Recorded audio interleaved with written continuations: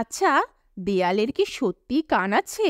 আপনি যদি মনে করেন এ তো কথার কথা, এই ঘটনা শোনার পর আপনার ধারণা সত্যিই পাল্টে যাবে। দেয়ালেরও যে কান আছে সেটাই হাড়ে হাড়ে টের পেলেন এক তরুণ। বিনা টিকিটে ট্রেনে উঠেছিলেন আর যথাস্থানে নেমেও পড়েন। তারপর যা হয় তা শুনলে আপনি হাসতে হাসতে লুটিয়েই পড়বেন। ৫ বন্ধু এমন কাজ করতে পেরে নিজেরাই খুব হাসাহাসি করছিল, আর সেটাই শুনে ফেলেন এক টিটি।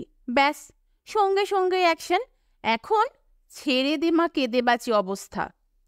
ইস্ট সেন্ট্রাল রেলওয়ের মুখ্য জনসংযোগ আধিকারিক বলেছেন, বিনা টিকিটের যাত্রীদের ধরতে দানাপুর, সোনপুর সহ বিভিন্ন স্টেশনে গভীর রাত পর্যন্ত বিশেষ চেকিং অভিযান চালানো হয়। বিশেষ করে করমণ্ডল এক্সপ্রেস ট্রেনগুলির শীততাপ নিয়ন্ত্রিত কোচগুলিতে।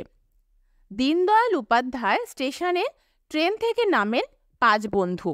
নিজেদের মধ্যে তারা বলাবলি করছিলেন, আজ ভাড়ার অনেকটা টাকা কিন্তু বেঁচে গেল, রাতে পার্টি হবে। আর পাশেই দাঁড়িয়েছিলেন টিটি, খেয়াল করেননি তারা। পার্টি করার আনন্দেই মশগুল ছিলেন। টিটি সঙ্গে সঙ্গে ৫ জনকে আটকান, টিকিট দেখতে চান। আরপিএফ জওয়ানরাও চলে আসে।